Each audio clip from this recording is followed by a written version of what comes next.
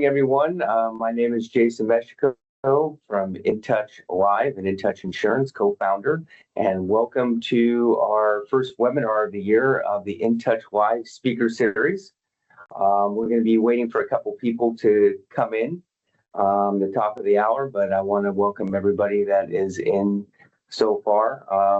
My colleague that runs our Denver Rocky Mountain region office, Aaron Pollock, our VP, he's going to be moderating the panel today on cyber hygiene, and he's got a lot of fun topics and great educational antidotes and I would say content to provide to everybody along with his panel. He's going to introduce his panel, and we're at the top of the hour. So, Aaron, welcome. Thank you for taking this jaunt task to go ahead and educate our esteemed intouchLive community and all of our guest communities. So, Aaron, take it away, and then I will come back at the end and ask a couple questions of the panel. Thank you. All right. Thanks, Jason. I don't know if it's necessarily a lot of fun stuff, but it is a lot of stuff. So as Jason said, I'm Aaron Pollock from InTouch Insurance Services, and we have a very appropriate topic in today's world, talking about cyber threats, cyber risk, cyber hygiene, everything's cyber. And it's a very quickly evolving world. So the beauty of giving a presentation for all of us here is that we could give a presentation like this with the same title in 6 months, and it would be completely different. That's how quickly things are changing, and I will let some of our panelists kind of run with that particular theme. But under the banner of cyber hygiene are a few pieces that we're going to go over today. So what we're going to talk about is how a business is affected by cyber threats, how they can react to cyber threats, and what they can do to either prevent or mitigate some of the downstream effects that happen from an incursion or a threat. And because I'm probably not capable of talking about all of those things intelligently, I have a couple of folks here with me who are experts in their field to help out. So we've got Bob McCool, who is the president of Aerial IT, and they are a managed service provider. And what that means is that they work with businesses not just to manage their data, but to manage their data securely. And so in his fairly lengthy expertise in this field, moving from what used to be called IT that nobody knew what the heck that was, to an organization that really focuses on data security, he's going to be in a really great position to talk to us how this is directly affecting businesses and what businesses can do to help themselves out. And we also have Shant Mangiolo, who is at CRC InsureTrust. And as insurance brokers, we rely heavily on Shant because his expertise is really working with carriers and the marketplace and trying to figure out what is actually happening up here. And like I said, this changes so quickly. We have AI bots fighting AI bots. And the carriers are paying attention to this now. And so what is covered, how it's covered, how much things are covered, again, change dramatically day in and day out. And so I'm going to have Shant give us some examples of real world situations, and then what can be done, what businesses can do to help protect themselves, with an eye towards not just protecting, but mitigating some of the effects of this. And then what happens to a business, how can they recover from these types of cyber threats, which are becoming all the more imminent these days. So I'm going to let Bob talk first, and I'm going to start the slideshow, and I'm going to let Bob talk first here about what businesses are doing. All right. So again, the term cyber hygiene is kind of a catch-all phrase, but we're going to go over some of the best practices that can be done out there. Again, Bob, Shant, and I will be kind of going back and forth on the different topics here, and we've kind of tried to anticipate some questions from folks because they come up all the time. And then, like I said, we're going to talk about cyber threats, how businesses can protect themselves. What exactly is cyber liability? How does that affect a business? And how cyber insurance fits into that. And then we're going to kind of come back and talk about, in general, some suggestions that we've got that can help businesses out. So without further ado, I'm going to let Bob talk about his recent experiences and what he's seeing out there. Take it away, Bob. All right. Thank you, Aaron. So my name is Bob McCool, and our company, Aerial IT, focuses on just taking care of businesses up to about 100 or so employees. I came into the industry in the late 80s, and our biggest concern at that time when I was with Ernst & Young were people tailgating behind somebody up a 20-story building and sneaking in the door and stealing a laptop. And that was the big security issues that we were dealing with then. But interestingly, just a thought as an interesting note is that the very first ransomware attack from the research I did occurred in 1989. It was known as the AIDS Trojan, and a researcher sent out floppy disks to the healthcare field. And when they ran that floppy disk in their computer, eventually started locking files, and the victims were then told to send a check to a PO box in Panama. So lots changed since then, and not much has really happened up until we got into the mid 20-teens, and SMBs really started to get impacted in the late 2010s.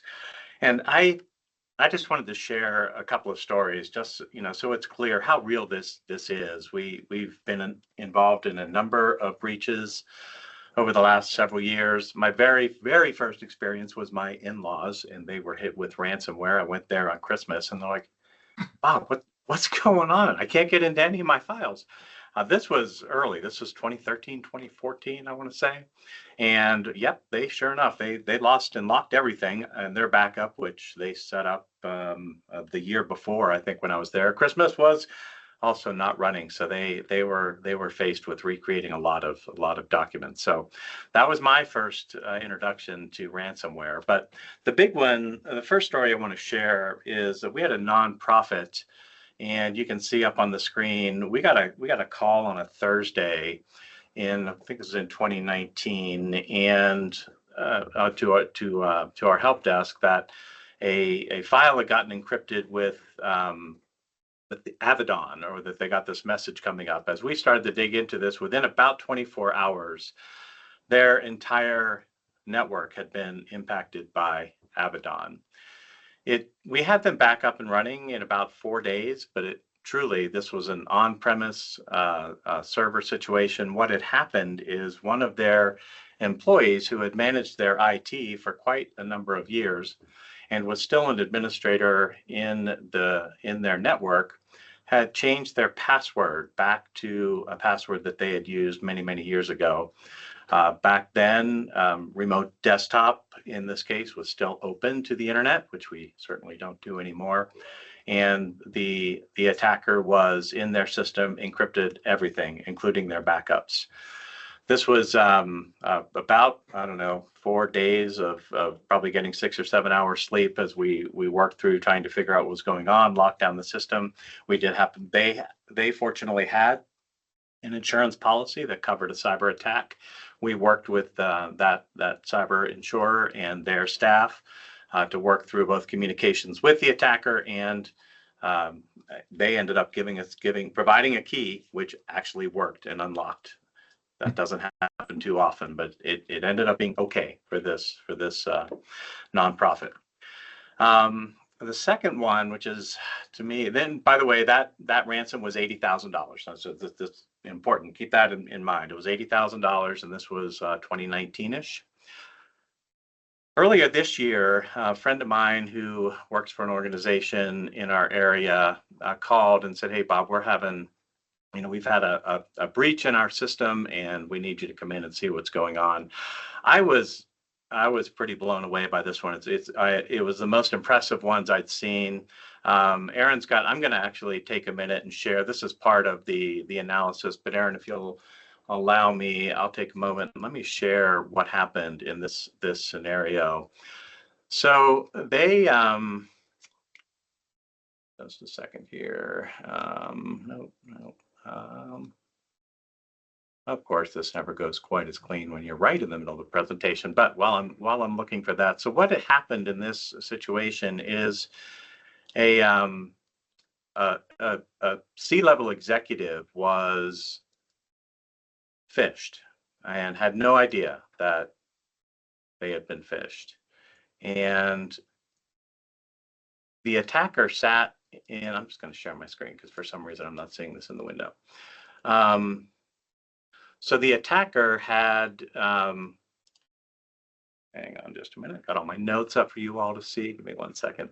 The attacker had gotten into the C-Level's account in January of last year.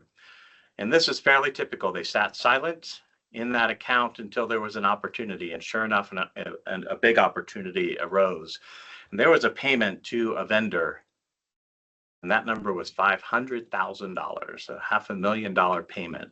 I've redacted a lot, but I wanted you to see here, as I'll zoom in a little bit. So you can see the original domain name started with Jones, Jones, right? And the attacker watched this communication about this payment continue over about a week. And in that time frame, they created the exact same domain name. Notice the difference here, Jonse, not Jones. Replicated was in the C-Level's account, so they had the entire thread. So they were able to write literally at the last minute, as this payment was about to be made, they sent this email over with this email address, and even all the carbon copies. Notice they were all the attacker's domain that they had set up, right? So copied the same name. So this email looked, unless you just look at this closely, it looked exactly like the email chain that had been happening. Just a quick email. We discovered an error issue with our bank account, which means we can't accept any incoming payments right now. To avoid delay, we sent you our operating account attached to this email, which they did. This happened. They, no questions asked. They said, "Great, we'll do that," and they sent $500,000 to the wrong account.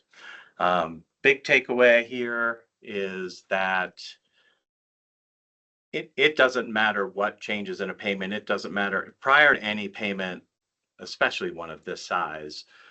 A conversation is critical, right? It would have stopped this. They could have called the vendor and said, "Hey, we just received this email. Just want to confirm that the payment is to be made to a different account." They didn't do that. They trusted the email chain, and it resulted in a $500,000 breach payment. So, and so, Bob, so you had talked about when you and I were talking about that, you had said part of the sophistication about this was that the email. So if somebody tried to respond or change or verify it, the email in that string would never go back to the CEO. It would go back to that same person. And so, like, if they went in and said, "Hey, are you sure about this?" that person automatically responded, "Well, of course I'm sure," right? Yeah, that's almost right. One thing I didn't show, we can get into this breach. That executive summary covers it all. But what the other thing that the attacker did is, in that C-level person's account, is they had set up rules so that any emails that were incoming, because yes, if somebody replied back, it looked like that person was on the chain, right? Right. If it came back into his account, there were rules in place to move that into the RSS feeds folder. That seems to be the one that nobody pays any attention to and still doesn't, never has. And they use that folder to work these emails. So the person never sees the email. So that makes it look even more legit because it is going back to that individual person. All of the vendor names were presented in the CC line, but they were all changed to that other domain, that Jonse instead of Jones.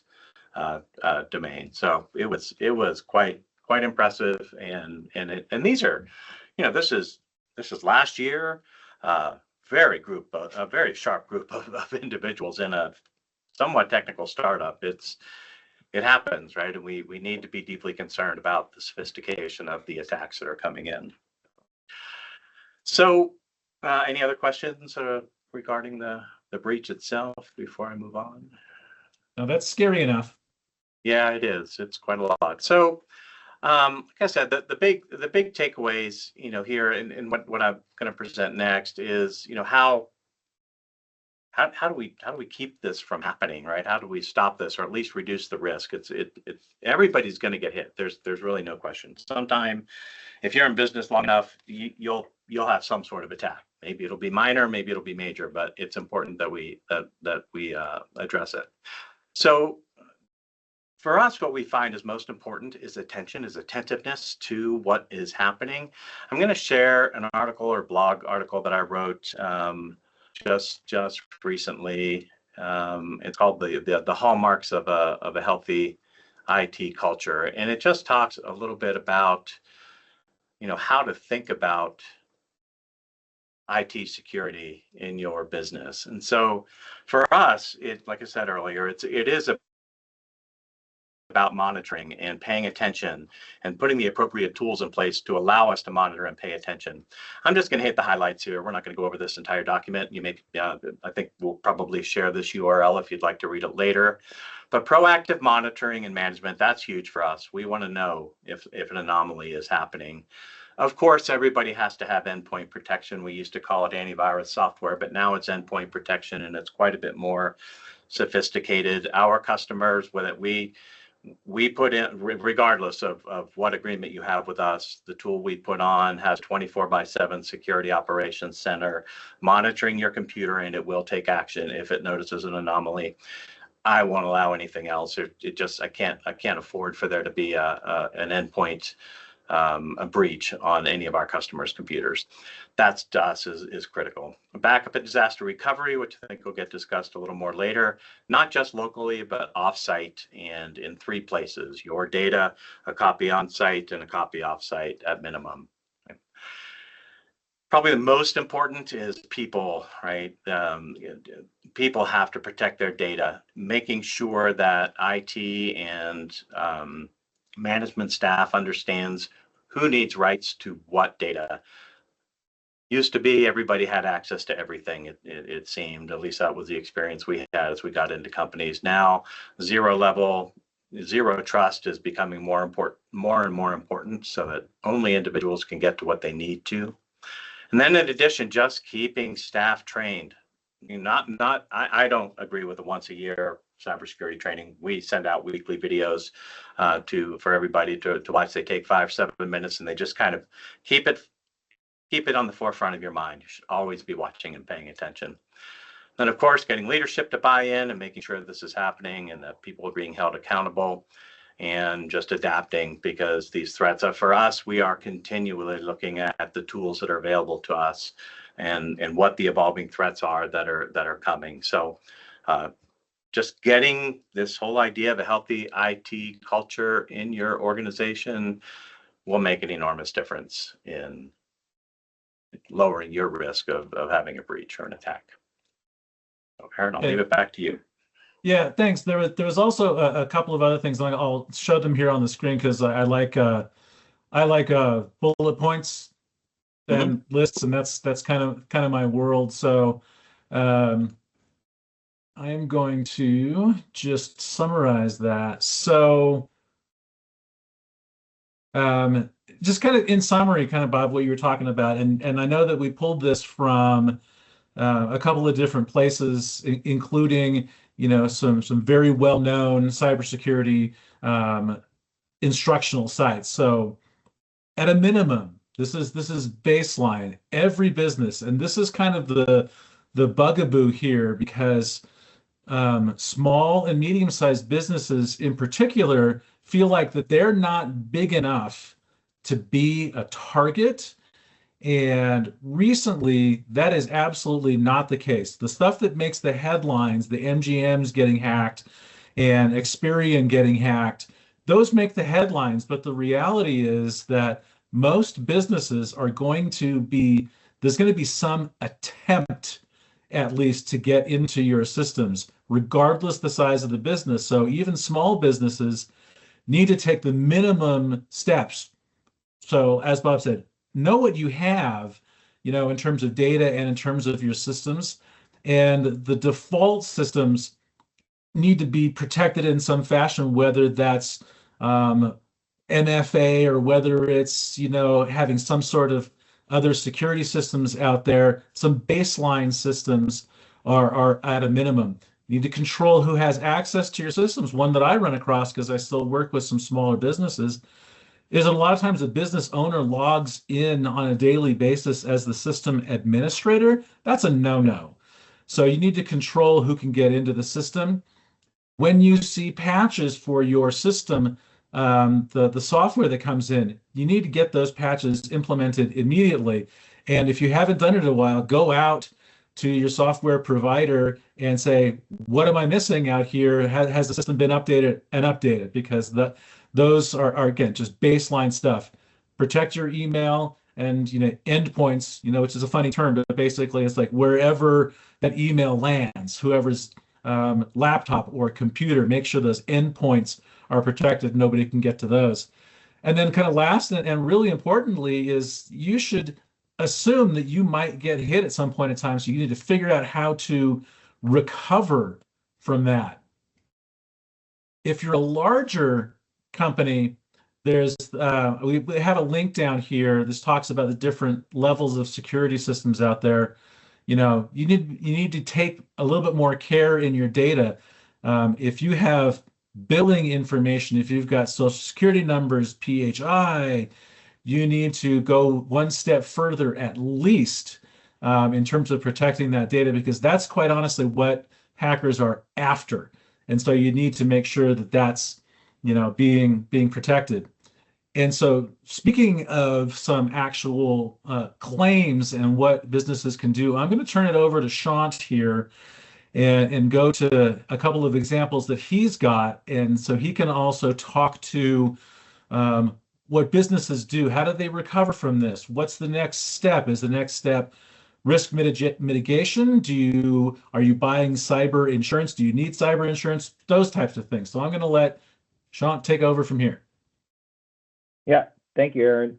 I'll start off by saying part of the hurdle that we go through is these smaller businesses don't feel that they have the exposure like Aaron's mentioned, or they have the coverage through their business owner's policy, which, if you don't have anything, it's great to have something, but the cyber within a business owner's policy is usually so thin. It really is not covering what you want to be covered. And surprisingly, the leading loss is cybercrime. That is not covered in any business owner's policy.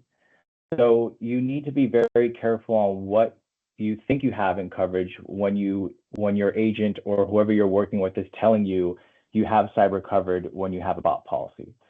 The other thing I want to point out is you don't need to be fully dependent on a computer system to have a cyber exposure. I think as we're becoming more digitalized in society and we're more having correspondence via email, accepting transfers electronically, these are the types of places we need to look into to see where our exposures are. And to go over some of them, we'll go over a few claim examples, but the first is in regards to a high school. A lot of these claim examples are very similar on how the threat actors accessed the networks. But for here, this is a high school. CFO was working and a threat actor sent him an email, what was called a credential phishing attack. That is when they pretend to be Microsoft and they reached out to the CFO saying, we updated Microsoft 365. If you want to continue to work on your account without any interruptions, please click on this link to verify your credentials. That is the credential phishing scam. Microsoft would never send you an email. The second he clicked on that link, a virus was downloaded, and by entering the credentials, the threat actor had the password. Once he was in the system, he was able to find a file containing all of the parents' email addresses. The threat actor then continued to pretend to be the CFO, sending out an email to all the parents saying, if we're having a sale in tuition, if you want to pay for 2 semesters in one lump sum, you will get a 25% discount. But you have to act fast because it's ending by this Friday. Unfortunately, 6 parents fell for that scam. The school had no idea that this was even going on. The school had no idea that a threat actor was in their system that was even sending these emails to these parents until one of the parents actually picked up the phone and called the school to verify if this email was legit. That is when the school found out or realized that they had been breached, and they notified all parents not to make that payment. But unfortunately, for 6 of those parents, they were out of luck. Fortunately enough for the school, they had a cyber policy, and there's a covered section in there that's called customer payment fraud. Not all cyber policies have this covered section, so it is very important to lean on an expert to be able to point these out to you. But through that customer payment fraud section, they're able to reimburse the parents the loss of the amount that they transferred to those threat actors. So again, this is a perfect example. You're not fully dependent on a system, right? It just took one email to dupe people into losing funds. And it wasn't even our insured. It wasn't the school. It was the school's parents, so our insured's clients, so to say, that were duped. Again, a lot of it comes from negligence. We need to be prepared and be aware of what phishing emails look like. And I think it's just a lot of training that needs to be in place. For small business owners, they may not have the funds to be able to implement these types of trainings on their employees. But part of the benefits of having a cyber policy provides risk management services. And some of those risk management services include phishing simulations for all employees. So an insurance policy not only provides that financial protection and business continuity, but it's also providing that extra step of providing that risk management, those vendors that most small mom and pop shops wouldn't be able to afford offhand.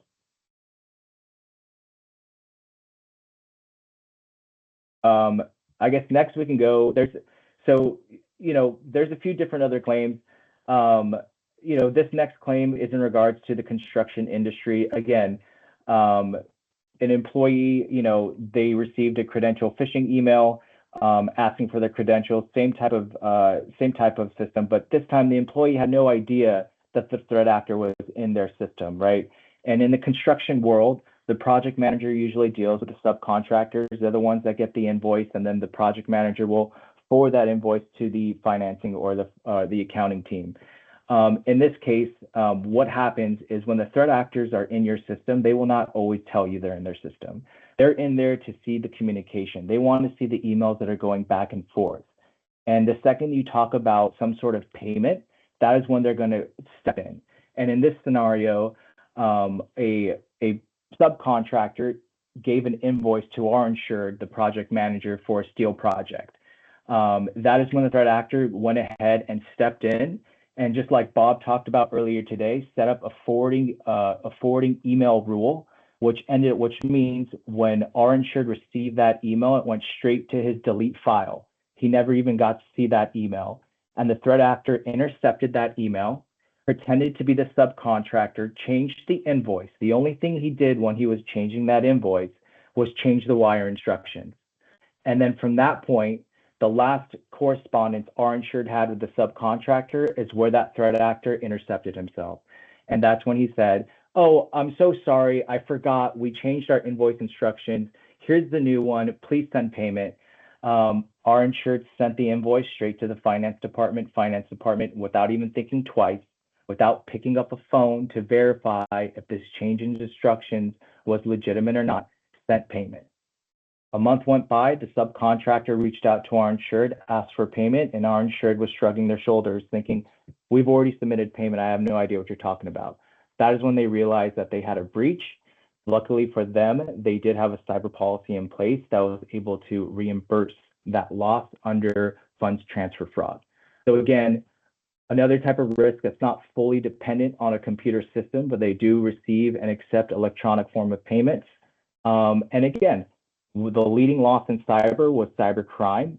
The leading loss of cyber is caused by human error. There's not one underwriter that can predict human error. Bob, I'm sorry, there's not one managed service provider that can predict human error. It is just the only thing we can recommend is to provide training so people can better familiarize themselves with these types of emails.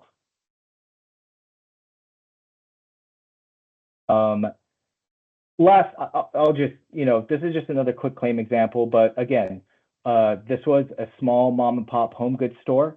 That an employee saw an email come in, even though the email looked a little weird, the spelling wasn't correct, the email wasn't even directed to him, but it had to do with an invoice that a client was checking on.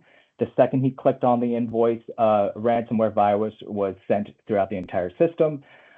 This brings up to the point that it's very important to have backups in your system. Why that is important is because when you have a ransomware event and you are locked out of your system, you're going to want to restore your operations based off the most current backups you have. If your backups are on the same network, there's no point of having backups, right? You're going to have to start from scratch. In this scenario, the backups were on the same network. They were able to repair majority of the files, but in certain cases, there are some records that just cannot be replaced.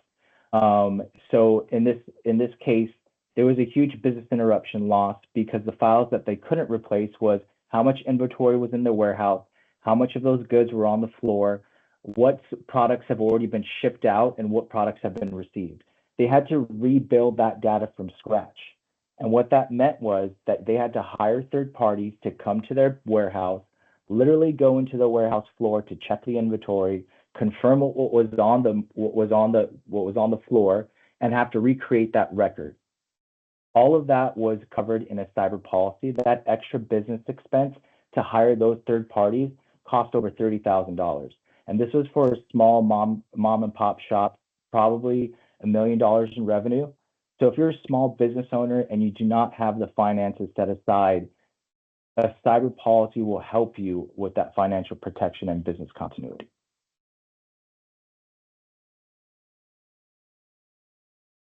Aaron? Yeah, thanks, Sean. Okay, I'm scared again. Yeah. Okay, so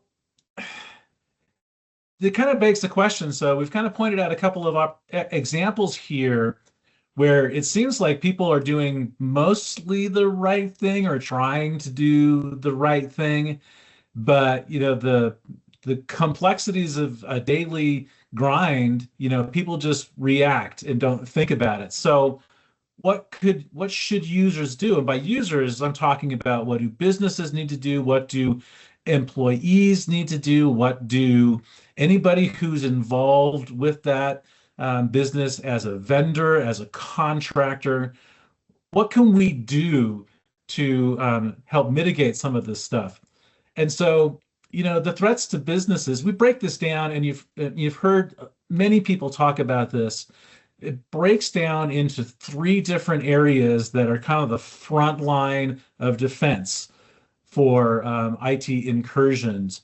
So it breaks down to systems, procedures, and people. And we've kind of talked about all 3 of those. By systems, we mean what are you using, from Bob's perspective? This is Bob's world. What type of systems do we have out here? What products do we have out there that scrub emails and detect threats? So what do we have baked into our system that can identify these things and flag them?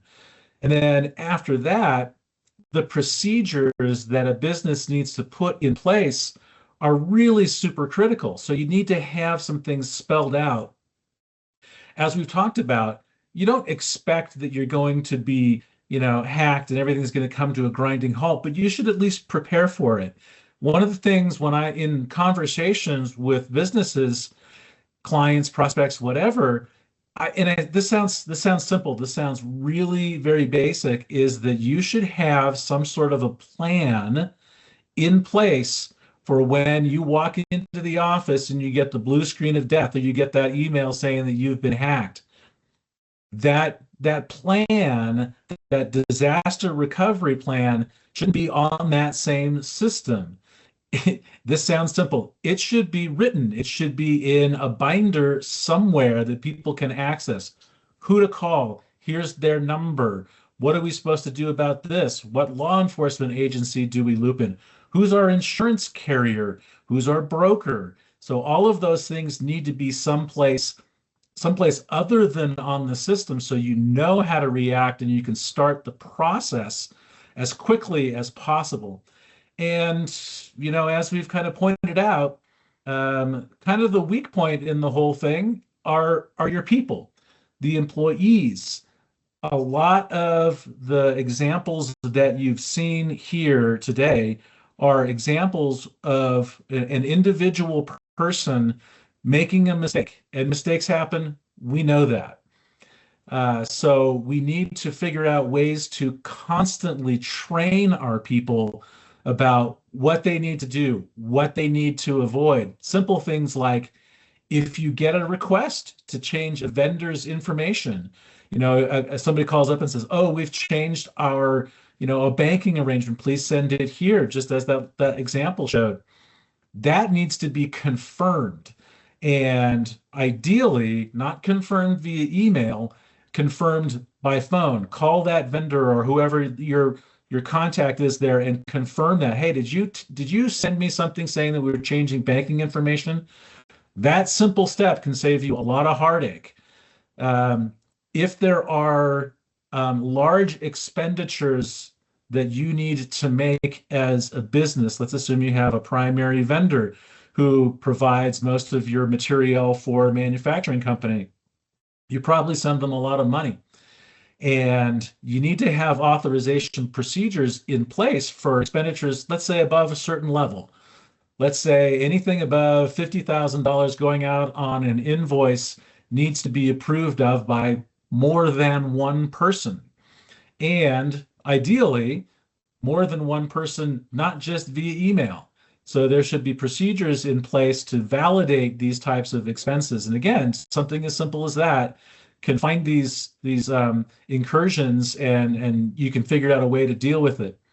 One of the things that happens a lot, that we talk about a lot, is people think they may have been hacked, but they don't want to report it.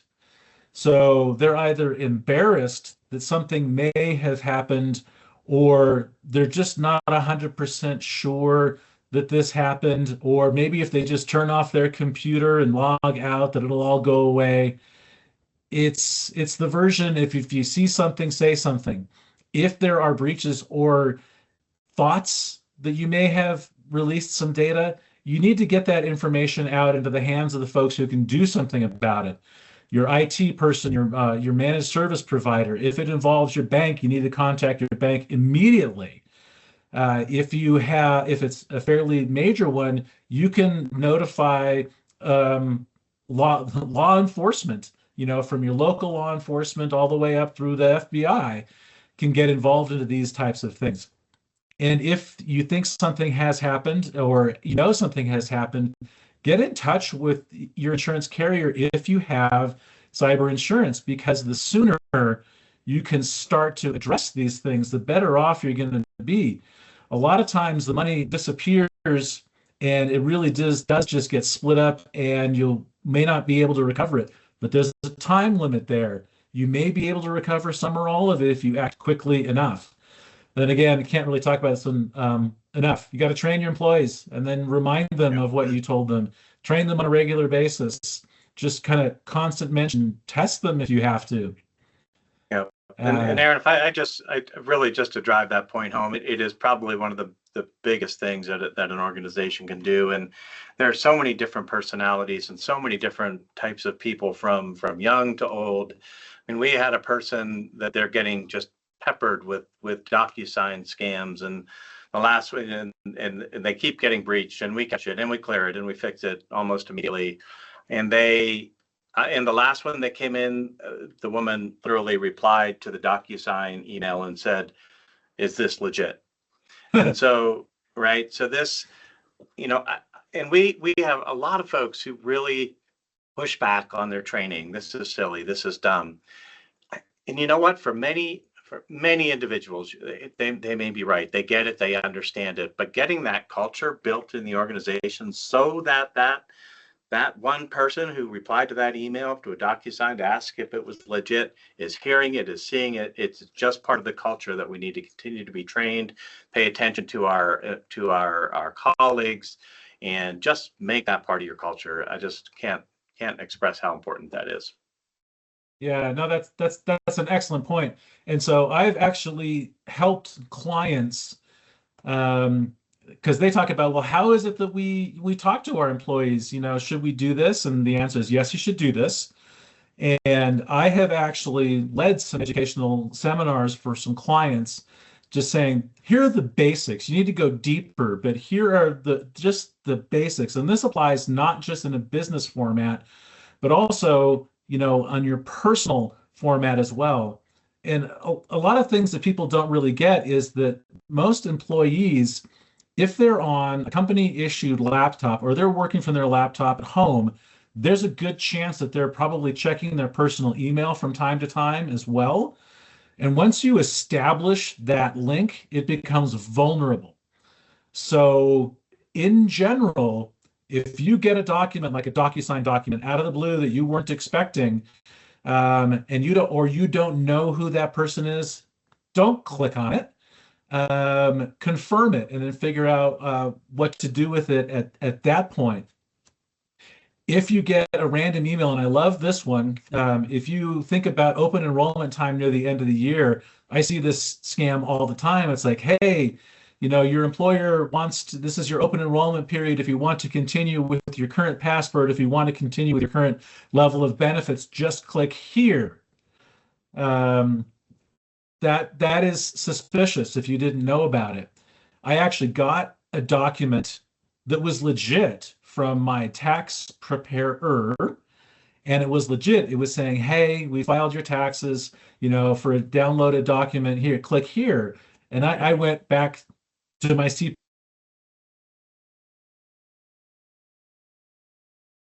on that unless you call me and tell me that that is coming. And you should assume that the people that you're sending it to probably are also not clicking on it if they're doing their work right. Again, banking information, routing numbers, don't do any of that without confirmation. And, you know, even from, you know, an IT perspective, there are things that are sometimes flagged. They say maybe this is suspicious, maybe it goes into what they call a sandbox, maybe it goes outside of your regular email chain. It's probably been labeled that way for a reason. And so don't just think, oh, I know that person, and then respond to it. And then kind of as a real quick summary here, it used to be that one part of the organization can deal with this, but the level of sophistication on these threats is incredible, and it's only increasing exponentially. So really, it takes a collaborative approach between everybody involved to make sure that that the organizations are protected. This includes employees, management, ownership, IT providers, insurance carriers, brokers. Everybody needs to be involved in this. So if you're having these conversations, make sure you involve everybody and see what they can bring to the table to help you out. And again, it changes so quickly, you need to figure out how to adapt. And in general, life is good. I'm going to stop sharing here. And then I don't know if you guys have any kind of final thoughts on that, and if you have any other experiences on that. Sure. Well, I'll chime in here for a minute, Aaron. We talk with our customers on a pretty routine basis, so we know what's going on. Many of the companies that come to us, prospects that we get, one of the biggest things we hear is that they haven't talked to their IT company, or they don't hear from them. And I'm like, well, did you reach out to them? Did you? I mean, I want to sort of defend my colleagues as well, because there's two sides to all of this. If you're responsible for IT in your organization, make sure you're talking to your IT folks, right? So internal is easy, right? You all can talk about that. Don't hesitate. Don't be afraid to insist that your IT company come in and talk to you about security and about what's in place. Not to tell you things you don't understand. Make sure by the time you're done talking with them that you understand what they're doing and what they've said and how they're protecting your organization. Because if you understand it, then you can pay attention to it and lower your risk a lot more. So. And Shant, I think that one of the evolutions on the insured space is that carriers are heavily involved now and want to be involved with businesses in terms of crafting their procedures and their disaster recovery documents, correct? Yeah, I mean, from a carrier side, they want to stop the bleeding as much as possible, right? And a lot of carriers provide these risk management services complimentary. You just have to be a cyber policy holder. I know CRC offers complimentary risk management services if you're a policy holder with them. And, you know, again, these things are not cheap for small business owners to pay off on a one hand. If you want to hire a consultant to do your phishing, or if you want to hire a consultant to look into your network to see how good of security posture you have, those aren't cheap for small businesses. And those services are complimentary if you're a cyber policy holder. So you're kind of killing two birds with one stone by having a cyber policy in place, right? You have your coverage, your financial protection, your business continuity, and then you have your risk management services that are all being like catered to you. Yeah, absolutely. Anything we missed, Jason? We got a couple questions. Great presentation. This will be available on all of the intouchLive platforms, Spotify and YouTube and such. So this will be recorded, and then we'll go ahead and edit it. And so that will be able to have content and educate, and you guys can disseminate it. So great job. Couple questions. Shant, what are the vectors where and what are the vectors that you are seeing cyber claims coming from? I mean, ransomware is going to be everyone's scare, right? But that's being less and less that we're seeing from our end. The most common one we're seeing is cybercrime, and that's your funds transfer fraud, your phishing emails, your invoice manipulation. That is where we're seeing the most claims on a day in, day out basis. Okay, and what are the vectors? Meaning, where are they coming from? How are they getting there? Is it remote desktop, BNC, emails, HTMLs? How are you seeing that? That's what I mean by vectors. Or the question was vectors. So a lot of common ways is one, via email, right? They're sending these clicking links. Two, if you're a business that has a login portal, if that login portal is open facing towards the internet and you don't have the proper controls in place, like remote desktop, we're seeing a lot of claims coming in through that open backdoor portal. Okay.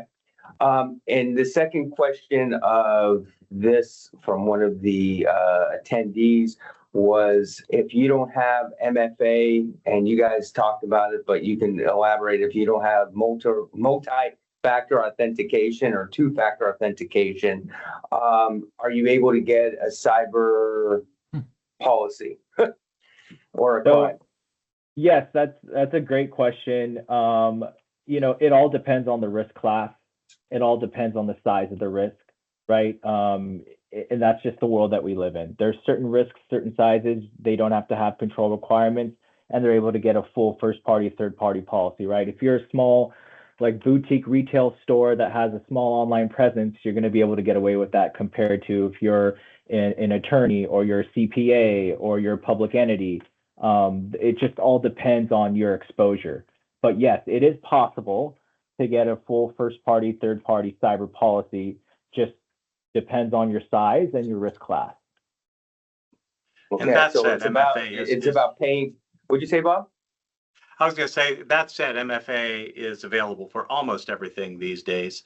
So, and it's generally affordable and worth looking into. Yeah, I mean, like MFA for email, a lot of businesses have Office 365. To turn that on, it's a click of a button, right? So there's certain controls that aren't very costly that people can implement. And again, When it comes to wire transfers, the most cheapest one is picking up the phone to verify if this was a legitimate, credential. And then if you want to take it a step further and say, well, what happens if AI mimics that voice then you know what? Have a code word. What's the color of the day? It's as simple as that. Yep. Very good. Next question is for Bob. Bob, my experience with IT vendors to work with cybersecurity folks has been challenged because the IT company that I use is, insecure as far as, or not secure in terms of how they want to go ahead and bring in a cybersecurity firm. My question is, do you work with cybersecurity companies, and how do you partner with them as well as like a broker like Aaron?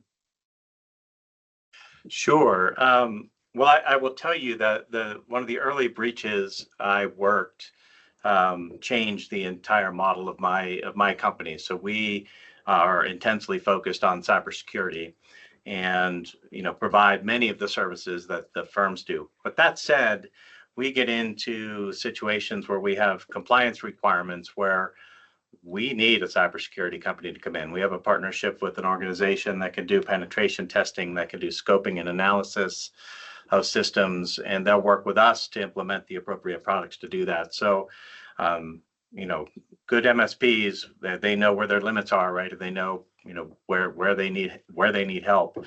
And there are just, especially in the CMMC world, if there are any of you out there that work with the federal government or the DoD, the requirements to meet their compliance are intense, and generally it's going to take different organizations to help you get there. It's unlikely that an MSP will do it by themselves. You'll need cybersecurity, potentially an assessment organization as well, to analyze your system. So yes, I think long answer, we definitely work with other companies where we need their assistance.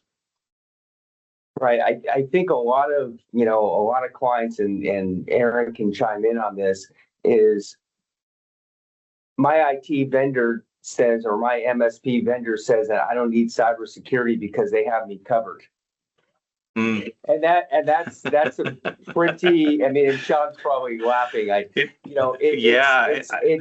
probably, if I had a dime for people that I interact with, regarding, I don't need it. My guy protects me, or my girl protects me. My vendor says I don't need it. And that's the end of the conversation there, until they do need it, and then they're calling you like the police. Right. It's a catch-22 on that one. So I'm glad that you have a different take, obviously, number one. And number two is that any vendor that says that you don't need cyber liability or cyber crime coverage is living in a different world. Yep. Yeah, there's no question. Yeah. It's funny that you say that. I had that conversation last week, actually, with somebody, a lawyer. This is a small law firm, and they had somebody that they knew who, was around when computers were first generated, who was basically saying, you don't need cyber insurance. We've got this covered. I'm like, okay. I don't think there's anything that I can do to change that person's mind, because they really truly feel like they have all their bases covered. The problem, of course, is that this changes so quickly. And for a small company, this is a law firm that had, I think, 5 people, 2 partners and a bunch of staff. If they get hit hard, they have not just reputational risk, because if their clients, if their client information gets out there, they're done realistically as a law firm. This is a business ending event. Sure. And I don't want to play the heavy hand there, but it's like, the person who is managing their IT systems was like, nope, we don't need it. It's got it covered. I'm like, okay, keep my number around. Yep. Just make sure you get the letter that you offered them and they signed it. That's the CYA letter, because if I mean, IT providers are doing that too, having a CYA letter. You have to. In today's world. I got another question for Shant. CRC Insure Trust has a unique crime product that basically carves out the social engineering invoice manipulation from a cyber liability policy. Sean, can you take 60 seconds and explain how that can be advantageous to some clients as far as carving out the social engineering on the cyber liability coverage and then picking it up on your client form? Yeah, so I mean, it's like the old crime underwriters and cyber underwriters go back and forth on this, right? If you have a crime policy in place and a cyber policy in place, who's going to pay first because they both have the cyber crime coverage? If you do have a good crime policy that includes cyber crime and that doesn't have a callback verification, you can potentially carve out your cyber crime off your cyber and save some premium on the cyber end and go with that on your crime. There's nothing wrong with that. Unfortunately, on crime, a lot of times you will notice that the cyber crime is going to be capped at 250,000. You could have a 5 mil policy, a 10 mil policy, whatever it may be. Your cyber crime will be always capped at 250,000. On cyber, we're now able to get up to $1 million in cyber crime. It depends on how much crime coverage you actually need, but you can take it out of your cyber if you have both in place, and you can work it that way. Yeah, and we've done that. It really comes back to the risk management portion of tailoring your policy towards the exposure of the client and what their needs are moving forward, because social engineering and extortion and ransomware and wire fraud and malware, those are all types of crime on the social engineering side. And I think a lot of, like Aaron says that, oh yeah, one of his conversations, oh, I'm covered. I guarantee you they're not covered for cybercrime. Yeah. And if they do have coverage, it's probably $10,000, which is nothing in today's world. I'll leave it with this, and I'll turn it back to Aaron. Bob, are you seeing a lot of that on the the social engineering side of your clients that are coming to you? I mean, regarding if they have claims or or concerns. We're pretty close to all of our customers. We're not seeing a lot. We get a lot of business email compromise attempts. That's probably the biggest thing that we see today. So yeah, it's we have about 50 clients that we manage their security for. We have, like I said, we have a great stack in place, so we're paying pretty close attention to everything that's going on. So we're not getting hit a lot, fortunately. We do encourage cyber insurance policies. Just our experience, with the one we went through was phenomenal. So it's we just strongly encourage people to have that in place. Yep. Good stuff. Aaron, I'm going to let you commence the meeting. Any final thoughts before we say goodbye to everybody? Well, I first of all want to thank both Shant and Bob for their time and their expertise. Realistically speaking, we can't do it without, this kind of a team approach. And for those of you who are listening, you might be shocked to find out that we really did just scratch the surface of all of these different conversations here. If you are talking about what you can do for your systems, there is a ton of information that's out there. If you're trying to figure out what carriers are doing, there's a ton of information out there. And in terms of where cyber insurance and risk mitigations that fits into your overall business strategy, that's an entirely different conversation as well. I know that we will all be more than happy to have conversations with you if you have any questions about any of these things. So we'll make sure that we got our contact information out there. Good stuff. Thank you, everybody. And follow us on intouchlive.net for up-to-date information and all of our social media platforms. And until the next one, thank you, everybody. Have a great day and be safe. See ya.